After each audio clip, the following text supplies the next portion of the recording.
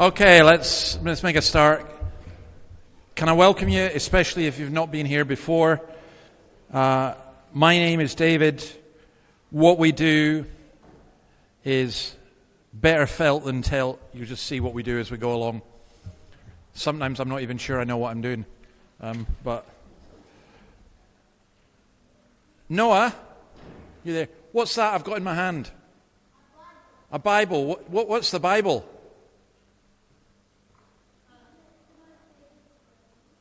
Yeah? Yeah. It's funny. The cross that you've got, the Bible tells us what the cross is about. And we're going to look at that. But now what we're going to do, I'm going to start you off actually with some questions. I asked somebody for some questions who shall remain nameless. But all I can say is never ask her for a question, because you'll get like 50. And I have to say, they were all great questions. So I'm going to put some of them, some I'm going to think about. But what I want you to do in the groups that we start with is you'll see the questions that are there. Why is so much of the Bible based on dreams and visions? Why is the Bible not easy to interpret? And particularly the third one, what do you think the main problems are with the Bible for people? So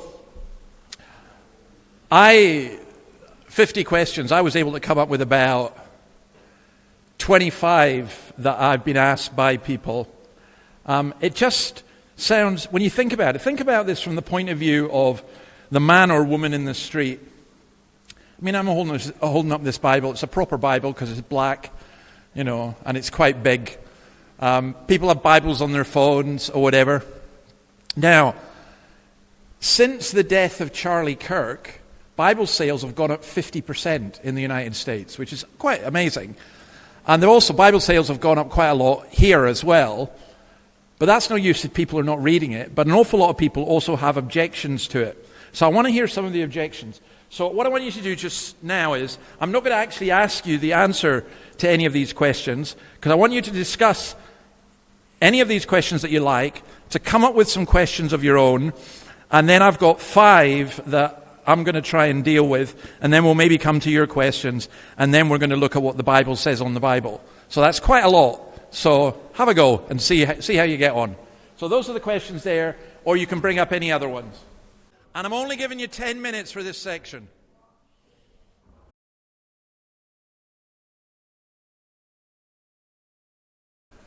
When you're ready, we'll have a go. Now, I realize what we're doing is very much skimming over the surface, and you're going to have another 10 minutes where you can discuss the things. I'm not actually going to ask you to answer these questions just now. I want the third one to come up later. But the first 2, I have got to admit I got something wrong. So this is a rare occasion. Joe, both Joes are shaking their heads going, yeah, you admit you got something wrong. I did. Because when I was asked this about dreams and visions, you know what my immediate response would be? Oh no, not much of the Bible is based on dreams and vision. And then I should know this. I went and had a look, and it's between 25% and a third is based on dreams and visions. So I had to eat humble pie, and I apologize for my first answer, which was wrong. So, why is so much of the Bible based on dreams and visions? The only answer I can come up with is this, that at the very beginning, you couldn't refer to the Bible. It didn't exist. So God communicated through dreams and visions. In fact, in Hebrews, it says in the past God spoke to our forefathers in different ways, in different things, and dreams and visions. By the way, I still think that God speaks in dreams and visions today. It's very interesting that Muslims do not believe that God can speak to you except through dreams. And I have met more than one of several Muslims who have become believers because they had dreams about Jesus. The other thing I would say is this, that it depends what you... Like the whole of Revelation is really a vision that John had on the island of Patmos. So I think it's just one way of God communicating to us. And I think, I don't particularly see any intellectual or moral problem with that. Why is the Bible not easy to interpret? Yeah, it is. No, it's not. One of the most encouraging verses in the whole of Scripture is when Peter says about Paul, these people take the writings of Paul, which are Scripture, like the other Scriptures, and which they're sometimes hard to understand, and he says, ignorant and unstable people distort them. So what he's actually saying, there's two things about the Bible. Number one is that actually it is quite difficult to understand at times. You know, I've just started speaking on the book of Judges, and I'm loving it now, but I have never loved the book of Judges until now, and I've been reading the Bible for about 4 years. It's just one. Ezekiel, I honestly thought that whoever wrote Ezekiel, it was like they were on smack or something. You know, it was like, it's just the weirdest, the dreams and everything else. And I love that variety within the Bible. But some of it's not easy to interpret it. But enough of it is. So a child can understand the Bible. My father, I guess in today's terms, people would say he wasn't very educated because he left school, I think when he was 12 or 13. Yet he read a lot, and he loved reading the Bible. So I think that in a strange kind of way, the Bible is both difficult to interpret, but also it's easy to interpret. And one of the problems that we have is we like to over-interpret, you know, and we tend to think, only if you've got special skills can you do that, or only if you've been to theology college. I need to tell you this, a lot of the people who've been to theology college are some of the worst people for understanding the Bible. I wasn't referring to you, Jacques. The main problems with the Bible, well, we'll come to that. Now, look, so here's where I'm coming in with this for the Bible. People say, show me the evidence and I will believe. And for me, my number one evidence is primarily the Bible. I think God reveals himself in nature, which is subject to scientific investigation, but that's not enough. It leads us to what used to be Jordan Peterson's position. I don't think it is anymore, but you're mildly theistic or deistic. You believe that there's a God, that there's a creation, there has to be a creator, but that's pretty well it. We end up with something called the unmoved mover or the uncaused causer or the unknowable mind, which is great for a philosophy course and useless for life. May the force be with you might work as a movie soundbite. It's not really the life-changing dynamic that Christianity claims to be. So the question then becomes, if God wants us to know him, then surely he would reveal himself. And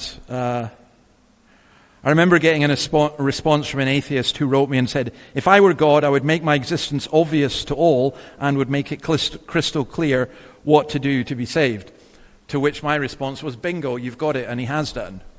Now that's a big claim to make. So you get this from Hebrews. In the past, God spoke to our forefathers through the prophets at many times and in various ways, dreams, visions, and so on. But in these last days, he's spoken to us by his Son, whom he appointed heir of all things and through whom he made the universe. The Son is the radiance of God's glory and the exact representation of his being, sustaining all things by his powerful word. So it's saying that Jesus is the revelation of God. But then if you're thinking logically, you ask, well, how do we know Jesus? Because doesn't everyone experience their own personal Jesus? There's a Scottish band, not Scotland's greatest, finest moment musically, Wet, Wet, Wet. I feel it in my fingers, I feel it in my toes. Love is all around me, and so the feeling grows. Callum, if you use that at your wedding, I'm not coming.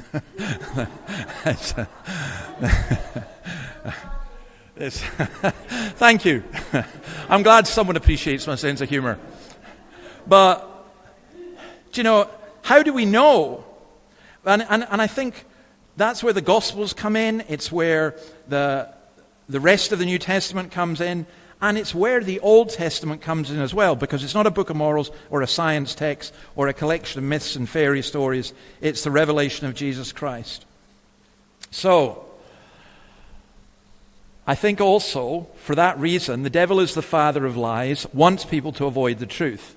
And his greatest concern is to keep people in darkness and prevent them coming into the light. And I have seen this many times. I've seen some people read the Bible really struggling with it, and I've seen other people for whom they read it and they just go, oh, it's completely different from what I thought it would be. So I got 5 big objections that they're probably my top 5 that I've heard from people. And I'm just going to list them to you. I'll go through them, and then we'll come back to, you might have other ones. The Bible was written by a bunch of illiterate desert goat herders. Now, this is the classic Richard Dawkins sneering, mocking, and so on. And so when I get asked that one, I'm sorry, I find the statement so ridiculous that it deserves an immediate put down. And I say, well, if they're illiterate, how did they write? That's the first thing. Secondly, read the first chapter of John. Read the book of Job, probably the greatest poem in any language ever. And read the Psalms. And then go and tell me that these were written by illiterate desert goat herders. Anyway, what have you got against goat herders? I'm from an agricultural background. What do you think? If you're an Oxford biologist, somehow you've got more intelligence and know more. I suspect the desert goat herders have more awareness of God than many other people. So I don't like the snobbery in the question. I don't like the chronological snobbery. Oh, look, we're so advanced now. We're so way ahead of what they were then. I do not like that at all. When I read the ancient Greek myths or the Persian poets, and that sounds so pretentious, but I do actually like Persian poets. Or I was reading Song Xiu, I think that's how you pronounce his name, The Art of War. And that's written 3,000 years ago. It's brilliant. So I just think this doesn't make any sense as an objection. It reveals more about the objector than it does in terms of the Bible. Second objection, the Bible was written centuries after the events described in it. Now that's usually said by those who have little knowledge of ancient history or textual criticism. So, we today have more than 5,000 manuscripts with part of the New Testament in them from the first 4 centuries. Some as early as the 1st century. In fact, in the University of Manchester, there is a thing called Papyrus 53, which is part of the Gospel of John, and it's been dated to around the year 55. And they used to say, oh, John came from the year 200. No. It's really, that's not... There's so much evidence for this. The manuscript evidence for the New Testament is many times stronger than for any other ancient document. So, Homer's Odyssey, for example, the earliest copy of Homer's Odyssey we have is from 1,000 years after it was supposed to have been written. Nobody really doubts that it's the genuine thing. We have, I said 5,000, but really, if you take in the fragments in Egypt, in Spain, in Italy, we have about 30,000. And when you compare the manuscripts together, they are remarkably similar. There are differences, but they're very, very minor ones. So if you're really interested in this, there's a book by a guy called F.F. Bruce, The New Testament Documents, Are They Reliable? And Richard Bauckham's Jesus and the Eyewitnesses, The Gospels as Eyewitness Testimony. Now, there are other people who say that the Bible's not unique, it's just a rehash of Greek, Roman, Egyptian myths and legends. I'm just going to say this, that in the age of Wikipedia and atheist memes, every Tom, Dick and Henrietta is an expert in the mythology of the ancient gods. No, most of the objections I hear are way beyond that.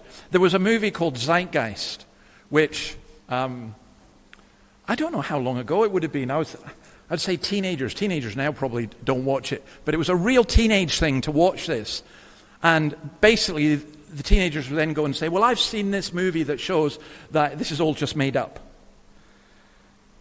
There's a myth, if you want to look at it. Look up Lutheran satire and look up Horus, Horus. They're really funny. These guys they have a couple of Irish guys as cartoon figures, and they talk about this myth of Horus. So the idea is that Horus, the myth of Horus from Egypt, that the Christians just borrowed that. And it deals with it really well. So first of all, I don't think it's true that the Bible was written centuries after the events described in it. And, maybe just one other thing to say about that. When it comes to the actual Gospels, so we're pretty certain that the Gospels are written between the years 50 and 60. And people say, well, that's long after the crucifixion. Jesus died in AD 33. Why didn't they write it down before that? Because they didn't need to, because the apostles were alive. They went around and told people. But when it became clear that Jesus wasn't coming back, Luke and others, Mark, Peter, decided it was the right thing to write it down. And it's not that far. I mean, think back 30 years. I can remember quite a lot of things from 30 years ago. I remember when Dundee beat Celtic 37 years ago, and they've only done it again last week. That's, when you think about it, 30 years is not a long time, particularly in an oral tradition where people pass things on. Like the men's breakfast we have in here, not the last one, but the one before. Do you remember this, Terry, that I mentioned, the earthquake? And there were guys there who remembered it very vividly. In fact, worse than that, we had some guy, not worse, but more amazing than that, the one that amazed me, we had two guys at least, who remembered the Japanese bombing Newcastle, which I just thought, wow, that was so cool. We had Methuselah with us, but it was just brilliant. So it's not that long. Number 3, the Bible was only decided at the Council of Nicaea in 325 BC. And there are lots of other Gospels which have women as apostles, Jesus as married, and President Obama as the Messiah that was to come. Right? Look, that's the Dan Brown thing. I made the last one up, but the other ones are just made up as well. And that's why I'm saying them. The Da Vinci Code, which was, look, it's to the history of the early church as Star Trek is to the history of the universe. If you take your cosmology from Star Trek, you're in big trouble. If you think that Klingon is a real language, you're in big trouble. Nicaea was a council that dealt with the heresy of Arius, who denied the divinity of Christ. It didn't decide on the books of the Bible. It did list them as recognized. I've looked at some of the other things that are supposed to be Gospels, and they're really funny. You can tell straight away that they're not for real. They're like the 3rd century equivalent of a really bad AI. That's how I would describe it. Number 4, the Bible's too difficult to understand, and anyway, it's not relevant for today. This is usually said by those who remember the Bible being read in a soporific voice by a dull as dishwater vicar in a school assembly or RE class. I hated RE at school because the people who taught it to us, it was just so dull. I would say that honestly is not the case. I'm sorry, I'm just going to give you an example from this morning. I spoke to 3 different people this morning, all 3 of them young men. 2 of them had never been before. One, I think, had been once before. All 3 of them, very different circumstances, very different backgrounds, very different issues. And they all said simply this: we didn't know that the Bible could speak to us like that. And I think that's what it does. It just does it. You can read the Bible 1,000 times and still be finding new things within it. I read the whole Bible every year, at least once, and I still find it absolutely amazing. Now, I'm trying to think of other books I read quite a lot. I've read Pride and Prejudice about 8 times. Sorry, that's just the woman inside me, Just my feminine side. I love Pride and Prejudice. I think I've read Dostoevsky's Crime and Punishment maybe 3 times. I don't think I've read many books more than that. Because if you did, but there's just something about the Bible. I genuinely find it fresh every single time. I think that when the church doubts that the Bible is adequate for today, and then the church tries to make it relevant, it very quickly becomes an irrelevant reflection of their culture and prejudices rather than the ever-fresh revelation of God. In other words, I would argue that it takes a really great skill to make the Bible irrelevant, but somehow we in the church have managed to develop that skill quite well. We shouldn't add to the Bible, which is legalism. We shouldn't take away from the Bible, which is liberalism, because if we do, we're pointing people away from Christ. Last objection is this, before I want to come on to you. The Bible can't be evidence for itself. This too seems profound until you stop and think. It's like you saying that my wife cannot be evidence for herself. Well, actually she can, and she'll tell you that, and you'll soon find out. The 4 Gospels were not myths made up centuries after the events. They're historical accounts telling us the story of Jesus and bringing us his life. I think that there are people who, unless they see YouTube clips of Jesus walking on the water, they won't believe. But if you did believe because you saw a YouTube clip of Jesus walking on the water, I would say you were crazy.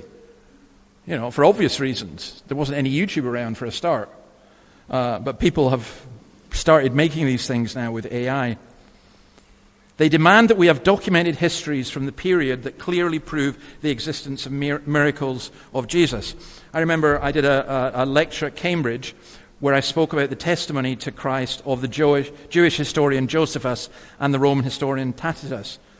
I was challenged by a man who really seemed to know what he was talking about, and I just thought, oh, this guy is out of my league. So I admitted to him, I said, look, you seem to know a lot more than me. And he did. He was a professor from the University of Jerusalem who specialized in ancient history and manuscripts. And I thought, oh dear. And then he said, David, think about it, please.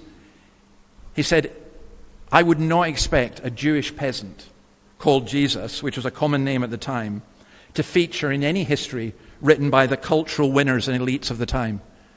Jesus was on the side of the poor. He wasn't part of the elites. And if you started getting manuscripts from the first century from Roman emperors saying, hey, Jesus is great, you would know that they were fake. Because you would not expect that. Who writes history? It's the people who win who write the history. So I would argue that the Bible is the best and the most reliable evidence we have for Jesus. For Jesus. What about all the other holy books? Don't they all claim the same thing, and should we not all treat them the same way? Actually, some of them don't. And yes, we should treat them all the same way, at least in this. Read them, think about them. So I read the Quran, and that put me off being a Muslim forever. I've tried to read some of the Hindu scriptures. They're interesting in some ways, but there's just like millions of them. I would say this, anyone who reads the Book of Mormon and prefers it over the Bible deserves to spend the rest of their life without coffee and wine.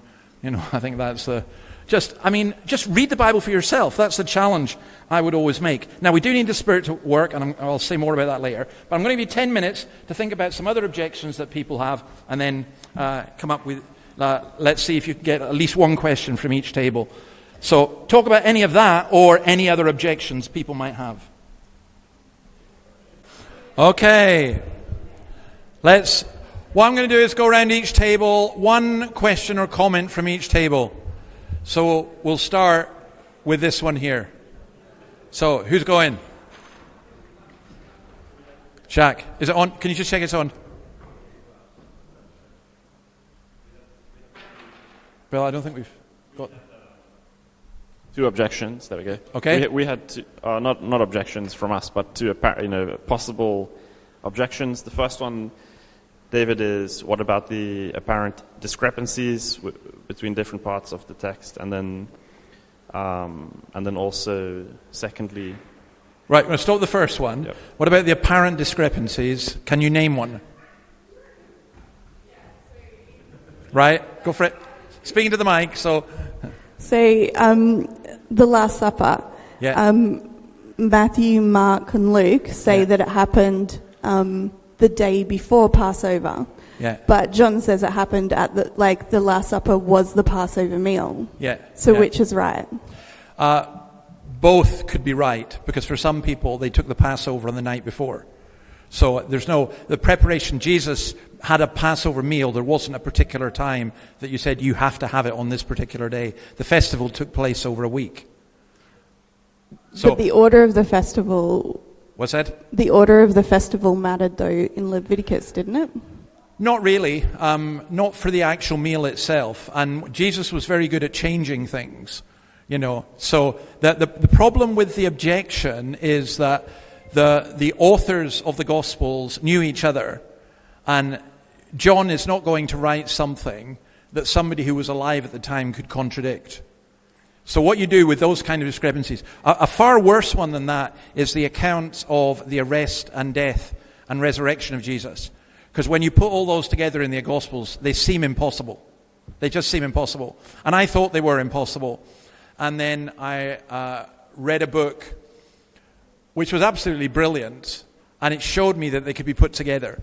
So Jacques used a really important word, apparent contradictions. I think there are apparent contradictions.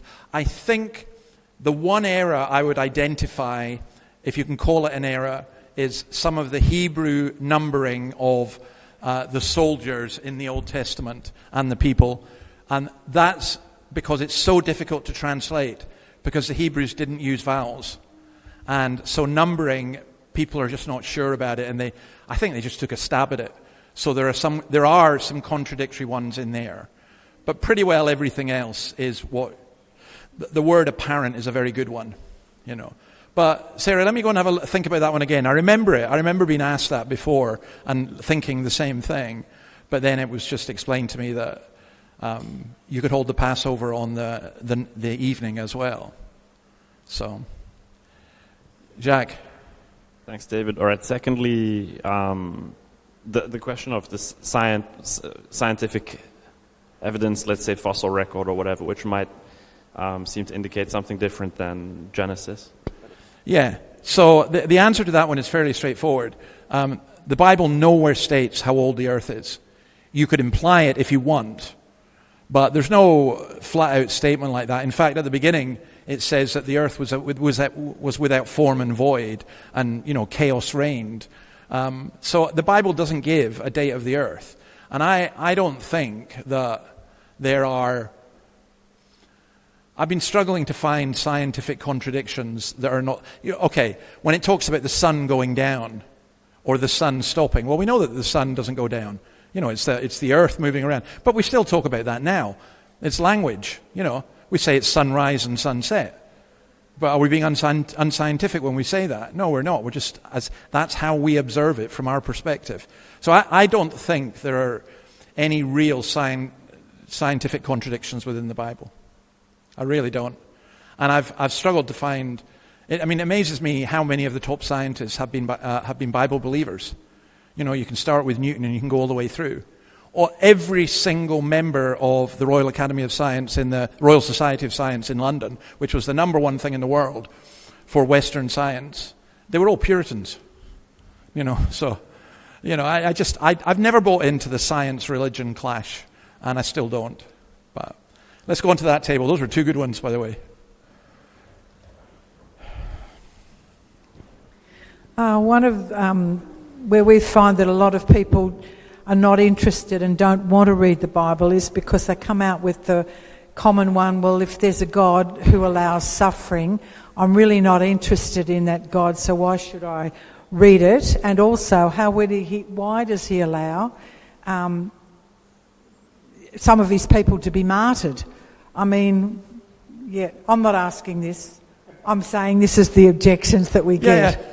Well, my answer to that objection would be very simple. That's a reason for you to read the Bible, and then you'll get the answer. I think having decided what the answer is before you ask the question, it means it's very, very difficult to... So I think the question is a legitimate question, but you have to be open to the answer. And I would say the Bible is God's answer to the question, why suffering? And what have I done about it? And if you're saying, well, I'm not going to read that, I'm sorry, that sounds to me a bit like running away. It also sounds a little bit arrogant, saying I've made my mind up. I would say the question is a legitimate one, but you have to be prepared to look for an answer. And one of the places you should look is in the Bible. So for me, that's a reason for reading the Bible, not going against it. Good. So, all right, let's go on to the next one.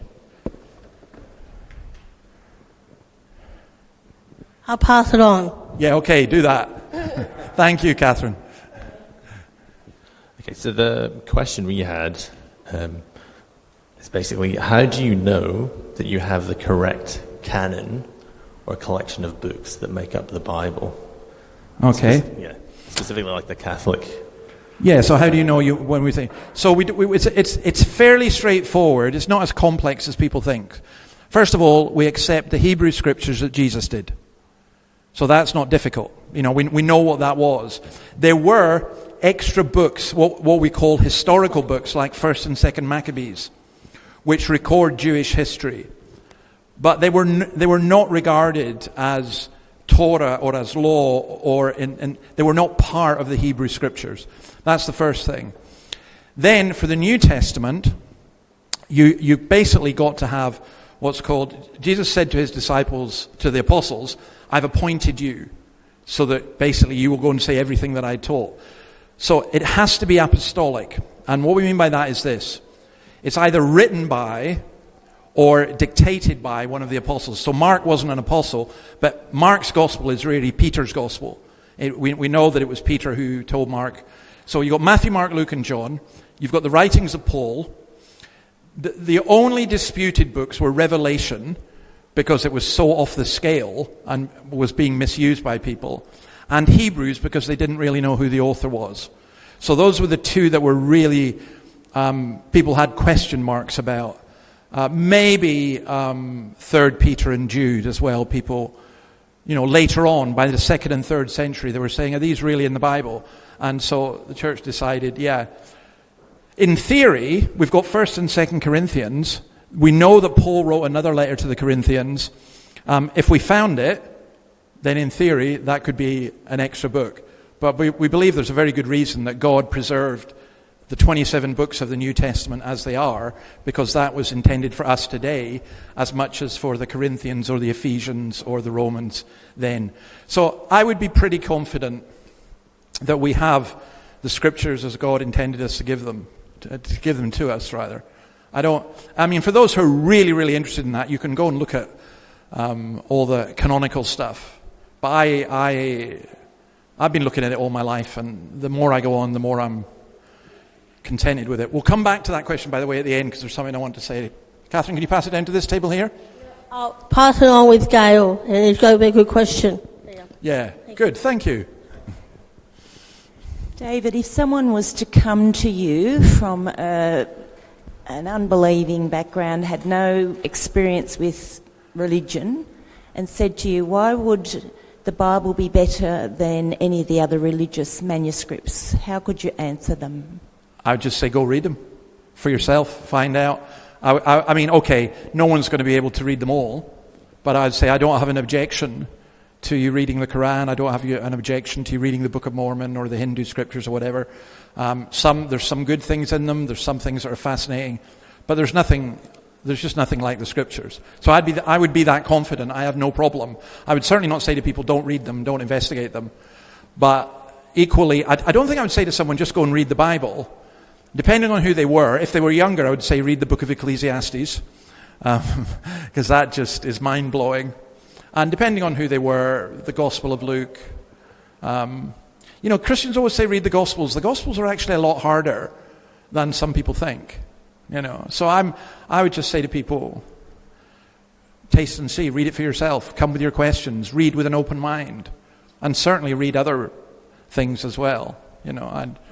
I always enjoy doing that, and I just say, I'm not going to say to people, you've got to believe this because I say so. I just go look for yourself. So let's go on to this one. On what rational basis can anyone believe in supernatural events, given that they seem to contradict everything we observe about the natural world? Well, on a rational basis, by definition, events that are supernatural are going to contradict the natural, because if they were natural, that you wouldn't see them as a contradiction. So, for example, someone being raised from the dead, if you think, people are raised from the dead all the time, then it's not a contradiction. It's the very fact that it goes against what we observe in nature. Now, but rationally, if there is an almighty God, then why can't he do that, if he's got that power? And so I don't see a rational problem with miracles. I see a problem with a lot of false miracles. I see a problem with a lot of people being very gullible, which happens all the time. And so for me, the rational problem is not whether the supernatural could happen, but it's, did it happen? And what evidence do we have for it happening? But I don't think there's a rational problem. G.K. Chesterton said this: it's not the believers in miracles who have a doctrine for them, it's the non-believers in miracles who have a doctrine against them. In other words, they're saying this is impossible, it cannot happen. We do not believe this can happen. And I would say, well, how rationally can you say that? Because if there is a God, he can do that. So the question then becomes, if there is a God. I don't have a problem really with any of the miracles in the Bible, but just on that rational basis. It never struck me as a rational reason to object. But I think that's why it's worth looking at the history, and it's worth asking, did this really happen? And It's also, Christians need to be really careful about how they use the word miracle. I recovered from a serious illness. I do believe it was an answer to prayer. I'm not sure it was a miracle. It might have been. I don't know. And I could never ask anyone to believe on that basis. But it was certainly an answer to prayer. And God usually answers prayer by normal means, not supernatural means. So, do you want to follow that up? Just the other question, I guess, that perhaps follows from that, I mean, if the Bible's supernatural events were indeed real, why don't we see much like that nowadays in the last thousands of years? Why are there fewer miracles now? Because the miracles came at 3 periods in the Bible. If you read the Bible, you've got Moses with the escape from Exodus. You've got Elijah and Elisha, where they're miracles. I love their miracles because I think they're really funny, especially the one about the bears mauling the kids who called him Baldhead. I wish we could do that one nowadays. That if you don't know that one, that's just a crazy one. But I mean, you've got those, and then you've got the miracles of Jesus. And I wouldn't expect to see. Why would you expect to see lots of miracles? Now, I do think that God can and God does do things like that. But Jesus actually explained it this way.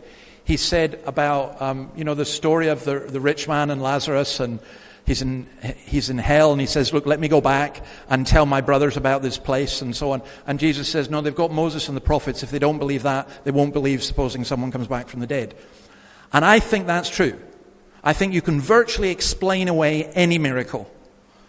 And I think sometimes what God does is he gives events in our lives or astonishing answers to prayer which wake us up. But I don't think they cause us to believe. We can only be caused to believe when we come to understand and see who Christ is. Okay? So, I want to finish because the time is gone. I've given you a sheet with Bible verses about the Bible. I explained why that, it can be testimony about itself. I want you to note number 9, heaven and earth will pass away, but my words will never pass away. And I pretty well guarantee that. You're not going to say that about anyone else. We are still discussing the Bible. When the birds sang, this is not the birds singing in the trees, this is the rock band, the Birds sang, Turn, Turn, Turn. That was the first pop song of words 3,000 years old. Great song, by the way.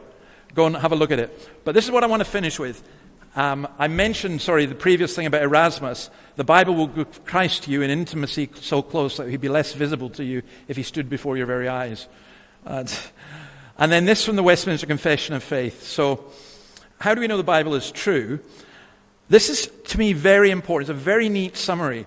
We may be moved and induced by the testimony of the church to a high and reverent esteem of the Holy Scripture. In other words, we can say, look, the church says this about the Bible. We can respect that.